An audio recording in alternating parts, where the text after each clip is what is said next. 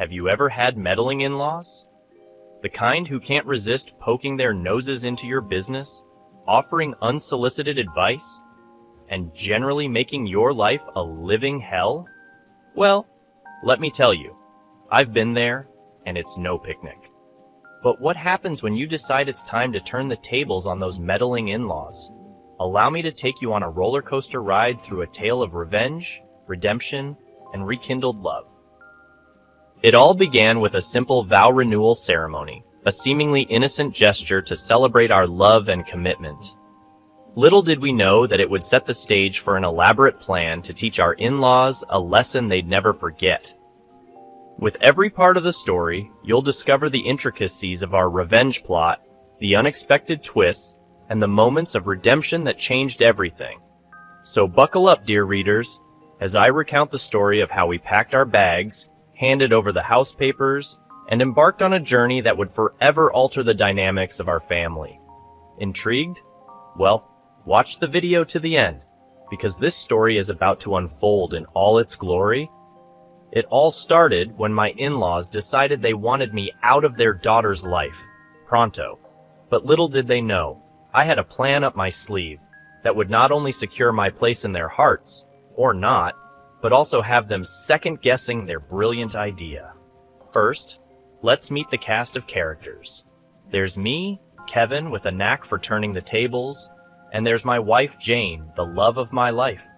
Then, of course, we have the antagonists of our story, my in-laws, John and Mary, who have made it their mission to rescue their dear daughter from my clutches. Let me regale you with a tale of how my relationship with my wife's parents went from mildly awkward to a full-blown sitcom, complete with scandals and intrigues. Hold on to your hats. It's going to be a bumpy ride. My journey into the labyrinth of in-law relationships began when I married the love of my life, Jane. Our whirlwind romance had been a fairy tale until I met her parents. I didn't realize it then, but they would turn our lives into a never-ending circus act. Meet Jane's father, John. He's the quintessential dad joke king, with a collection of puns that could make a stand-up comedian jealous. However, it's not just the puns, it's the timing. Picture this, Jane and I, dressed to the nines, ready for a romantic dinner, and out of nowhere, he'd chime in with a pun about forks, sending us into fits of laughter. "John, how do you come up with these?" I'd ask, genuinely baffled. He'd grin and reply, "It's all about being well-rounded." But it wasn't just the jokes. It was his obsession with antique cars. He had a knack for spotting rusty relics on the side of the road and insisting that he could restore them to their former glory. Jane and I had lost count of the number of weekends spent in oil-stained garages, surrounded by half-assembled engines and the distinct scent of motor oil. Then there's Jane's mother, Mary, the eternal optimist with a dash of eccentricity. She had an uncanny ability to turn any situation into a heartwarming Hallmark movie script. Once, we got caught in a torrential downpour during a picnic. While Jane and I tried to salvage the soggy sandwiches, Mary declared, "This is just like one of those romantic rain scenes in movies." "Mary," I said, holding a dripping PB&J, "I think they have umbrellas in those scenes." But the piece de resistance was her obsession with knitting. She was convinced that knitting could solve all of life's problems. Stubbed your toe? Knit a cozy for it. Lost your keys? Knit a keychain. She once spent an entire weekend knitting emotional support scarves for us, just in case we ever felt the need for an extra dose of comfort. As you can imagine, our interactions led to a fair share of misunderstandings and mishaps. John once decided to surprise us with an improved front lawn by planting a mini forest of cacti. Yes, you read that correctly. Cacti in our suburban front yard. "John," I sighed, "our neighbors are going to love this." He winked and said, "It's low maintenance, son, and a great conversation starter." Mary, on the other hand, was convinced that I had a hidden talent for knitting. So, she roped me into attending a knitting class with her. Picture me, surrounded by grandmas knitting sweaters for their cats, desperately trying to make sense of knitting needles and yarn. It was an experience, to say the least. Our relationship with the in-laws became increasingly strained. Every visit felt like an expedition into the unknown. John insisted on helping with household chores, which typically ended with him vacuuming the curtains and Jane and me trying to suppress our laughter. Mary, on the other hand, saw our home as a blank canvas for her crafting experiments, with glitter and glue making their way into every crevice. But the real trouble started when they decided that our love life needed a boost. Mary gifted us a book titled Passion Unleashed: Reignite the Fire. The cover featured a shirtless man holding a rose between his teeth. John, of course, couldn't resist adding his touch.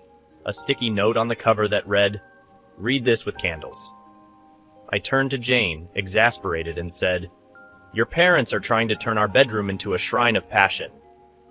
Our home had become a battleground of quirks and eccentricities.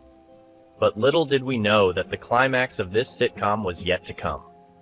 One fateful evening, we returned home to find our living room transformed into what can only be described as a psychedelic knitting paradise. There were neon yarns hanging from the ceiling, hand-knit cushions strewn everywhere, and, in the center of it all, Mary sat with a giant ball of multicolored yarn. "Surprise!" she exclaimed. "I call it the Knitplosion." I blinked, unable to comprehend the chaos. Jane, my partner in navigating this absurdity, whispered, "We need to do something before they turn our lives into a reality show." And so, we devised a cunning plan. We invited them over for a family meeting, where we gently explained that, while we loved their quirks, it was time for some boundaries. "We appreciate your creativity, but our living room isn't a canvas for artistic expression," I said. John nodded. "And I promise to keep my cacti in my own yard." Mary sighed. "I suppose I can knit less." Aggressively. Our relationships were saved from becoming a full-blown soap opera, but we couldn't help but wonder what scandal or intrigue the in-laws would unleash next. One thing was certain. Life with them was anything but dull. As I recount these tales, I can't help but smile at the absurdity of it all. In-laws can be a handful, but they also bring a unique flavor to life. After all, what's a good sitcom without a cast of quirky characters? But back to my story, our main dish. So, here's how it all went down. My in-laws invited us over for what they claimed was a family meeting. Red flag right there, am I right? I knew it was going to be an ambush, but I decided to play along. As we settled into their posh living room, John cleared his throat, wearing an expression that screamed, "I'm about to drop a bomb on you." "Listen, son," he began. "We've been discussing Jane's future, and we think it's best if you two take a break." I raised an eyebrow. "A break? You mean like a vacation?" Mary chimed in, her face as stern as a school principal's. "No, we mean a breakup. We believe it's for the best." I thought I'd misheard them for a second. A breakup? Really? But then it hit me. This was my golden opportunity. I nodded solemnly, pretending to be defeated. "I see. If that's what you think is best for Jane." Little did they know, I had an ace up my sleeve that would leave them speechless. As we left their house that evening, I made a quick stop at my attorney's office. You see, I had been preparing for this moment for months. I had discreetly bought a house in Jane's name and made her the sole owner without her knowledge. The next day, I sat Jane down for a heart-to-heart talk. I feigned sorrow, telling her that her parents' wishes had finally gotten to me, and I agreed to the breakup. But what I didn't tell her was that I had a little parting gift for my dear in-laws. As we met with them to break the news, John and Mary looked triumphant. "We're glad you finally see reason," John said with a smug grin. I nodded, fighting back a smirk. "Yes, we'll be going our separate ways, just as you wanted. But before we do, I have something for you." And that's when I handed over the house papers to my wife, effectively making her the sole owner of the beautiful house I had bought. Jane's eyes widened in surprise as she realized what had just happened. The expressions on my in-laws' faces were priceless. Shock, disbelief, and a dash of regret danced across their features. "Consider it a parting gift," I said with a wink. "You wanted us to break up, after all." The room fell into a stunned silence. My in-laws were left speechless, and I couldn't have been happier. Revenge was served, and it was delicious. Alright folks, time for continuation of this epic saga of revenge. If you thought things were spicy before, just wait until you hear what happened next. So there we were, my wife Jane and I, with the house papers officially transferred into her name. The look on my in-laws' faces was a mix of shock, anger, and sheer disbelief. It was the kind of satisfaction you can't put a price on, but I wasn't done with my grand plan just yet. As we bid farewell to John and Mary, Jane and I moved into the new house. Now, let me tell you, it was a beauty. A charming two-story home with a lush garden and a cozy fireplace. It was the perfect place for us to start our separate lives. But here's the kicker. I had secretly arranged for a housewarming party, and I was about to invite every nosy neighbor, friend, and distant relative we had. The plan was simple yet devious. We were going to act like the perfect couple, showering each other with affection and acting as if our breakup was just a minor hiccup in our love story. The invitations went out, and our guests arrived one by one. Jane and I put on quite the show, holding hands, whispering sweet nothings, and basically pretending we were still head over heels in love. I even went all out with a surprise gift for Jane during the party. A framed picture of us from our happiest moments together. As the evening went on, I could see my in-laws growing increasingly uncomfortable. They had expected me to slink away quietly, not throw a lavish housewarming party with Jane. Oh, the irony. The pièce de résistance came when I made a toast to our new beginning. I spoke about our undying love, our unbreakable bond, and how this house symbolized the fresh start we both needed. I could practically see the steam coming out of John's ears as he forced a smile. But the real twist came when I announced that Jane and I had decided to renew our vows right then and there, in front of all our guests. Jane looked at me in surprise, but I could see the spark of mischief in her eyes. She nodded, playing along with the plan. We improvised vows on the spot, promising to love and cherish each other forever. The guests cheered, and my in-laws were left utterly flabbergasted. They couldn't believe their eyes. Their grand plan to break us up had backfired spectacularly. As the night wore on and the party continued, I could see John and Mary slowly slipping away, their spirits crushed. It was a sweet, sweet victory, and revenge had never tasted so good. After our unforgettable housewarming party and vow renewal, my in-laws, John and Mary, were in shambles. It was clear that their scheme to break up Jane and me had fallen apart in the most spectacular fashion. But little did we know that they weren't going to give up so easily. Oh no, they had another card up their sleeves, and they played it like seasoned poker champions. A few weeks after our grand celebration, Jane and I started receiving invitations in the mail. They were for family counseling sessions with a renowned therapist in town. Apparently, my in-laws had taken it upon themselves to book these sessions for us, thinking they could fix our marriage. Now, I'm all for therapy and working on relationships, but this was just another one of their manipulative tactics. They hoped that by forcing us into counseling, they could control the narrative and push us towards divorce. But Jane and I were not about to be pawns in their game. We decided to attend these sessions, but with a plan of our own. We were going to be the model couple, the epitome of love and reconciliation. We'd show the therapist that we were committed to making our marriage work, even though it was all a charade. The first session was awkward, to say the least. We sat in that therapist's office, holding hands and sharing stories about our struggles. Jane shed a few tears for good measure, and I gave her a comforting pat on the back. The therapist, Dr. Caldwell, seemed genuinely invested in our well-being. He gave us advice on communication, trust building, and the importance of spending quality time together.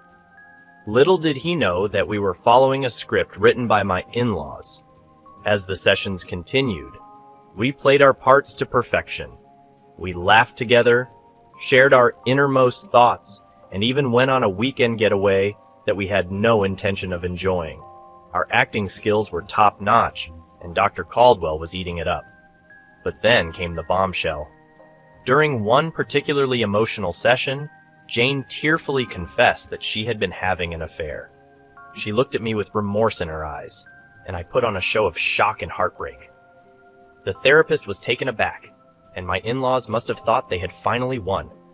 However, our plan was about to take an unexpected turn. I decided to confess as well, revealing that I too had been unfaithful. The therapist was now in uncharted territory, faced with a couple who had both strayed but were willing to forgive each other. We spun a tale of forgiveness, redemption, and renewed commitment. Dr. Caldwell was baffled, but he couldn't argue with a couple who claimed to have found their way back to each other through forgiveness. As we left the session that day, I couldn't help but smirk. My in-laws' plan had backfired once again. Instead of tearing us apart, it had brought us closer together. And the look on their faces when we shared the good news was priceless. After our bombshell confessions at the therapy session, Jane and I continued our charade of reconciliation. We played the roles of a couple on the path to forgiveness and healing. Dr. Caldwell, our unwitting therapist, had no idea that we were manipulating the situation to our advantage. Our plan was simple yet diabolical. We would continue to act as the perfect couple, lulling my in-laws into a false sense of security. They must have thought they had won, that their meddling had finally pushed us over the edge. But we had a few tricks up our sleeves. We began dropping hints about a surprise we had in store for them, something that would prove our commitment to each other and silence their doubts once and for all. Curiosity got the better of them, and they couldn't resist asking about our mysterious surprise. With exaggerated enthusiasm, we told them that we were renewing our wedding vows, and we wanted them to be there to witness our recommitment to each other. Their expressions were priceless, a mixture of shock, guilt, and confusion. They had expected us to crumble under the weight of their interference, not come back stronger than ever, but they had no choice but to accept our invitation to the vow renewal ceremony. We spared no expense in planning the event. It was a lavish affair, held in a picturesque garden with flowers, music, and a guest list that included our closest friends and family. My in-laws had no idea what they were walking into. As we stood before our loved ones, Jane and I exchanged heartfelt vows, pledging our love, trust, and loyalty to each other. We spoke of forgiveness and the strength we had found in each other's arms. It was a performance worthy of an Oscar. But the pièce de résistance was yet to come. After we exchanged rings, we made a surprise announcement. We revealed that we had decided to sell our house, the very house my in-laws had pressured us to leave. Their expressions shifted from confusion to shock as we explained that we were using the proceeds to embark on a year-long adventure together, traveling the world. We had turned the tables on them once and for all. The house they had tried to take from us was now funding our dream journey, and they were left speechless. As the ceremony concluded, my in-laws approached us, their faces pale. They tried to speak, but the words escaped them. It was the sweet taste of victory. However, the importunity of my meddling in-laws has not gone away, so I had to go the ingenious move that ensured they would never interfere in our lives again. After our extravagant vow renewal ceremony, my in-laws were a wreck. They had witnessed our love and commitment firsthand, and they knew they couldn't meddle in our lives any longer without facing severe consequences. But we couldn't rely solely on their newfound guilt. The day after the ceremony, Jane and I presented them with a surprise gift, an all-expenses-paid vacation to a remote cabin in the woods. We explained that it was our way of thanking them for their support and understanding during our challenging times.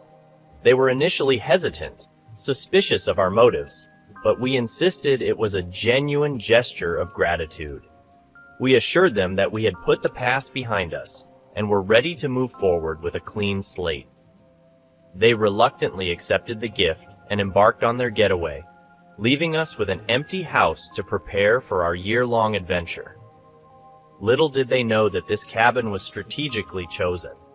It was hours away from any cellular reception or internet access, effectively cutting them off from the outside world. As they settled into their isolated retreat, we sent occasional messages, asking if they were enjoying their vacation and assuring them that we were having a fantastic time planning our travels. Their replies grew less frequent as they immersed themselves in the peaceful surroundings, blissfully unaware of our ultimate plan. A week into their vacation, we received a message from them, admitting that they had realized the error of their ways and regretted their past interference. They confessed that they were now committed to giving us the space and privacy we deserved. It was the moment we had been waiting for. We replied with warmth and forgiveness, telling them that we appreciated their honesty and were willing to move past the past, just as we had promised during our vow renewal. They were overjoyed by our response and expressed their eagerness to make amends. And then, we dropped the bombshell. We explained that our year-long adventure was, in fact, a solo journey, just Jane and me. We told them that it was an opportunity for us to strengthen our bond and reconnect without any external distractions. Their shock was palpable through their messages. They couldn't believe that we had excluded them from our plans after everything they had done. But we reminded them of their newfound commitment to respecting our boundaries and assured them that we would return to them after our journey. As days turned into weeks, my in-laws remained isolated in their cabin, stewing in their realization that they had been outsmarted. We, on the other hand, embarked on the adventure of a lifetime, traveling the world, strengthening our relationship, and creating unforgettable memories. By the time we returned, my in-laws had undergone a transformation. They had reflected on their actions and genuinely changed for the better. They welcomed us home with open arms, ready to rebuild our relationship on a foundation of respect and understanding. And so, dear friends, we conclude our revenge tale with a twist of redemption. My in-laws learned the hard way that meddling in others' lives comes with consequences, but they also learned the value of respecting boundaries and cherishing the bonds of family. As for Jane and me, we emerged from this ordeal stronger than ever, with a newfound appreciation for the power of love, forgiveness, and a well-executed revenge plan. We hope our story serves as a lesson to all those who dare to meddle. Sometimes the tables can turn in the most unexpected and satisfying ways.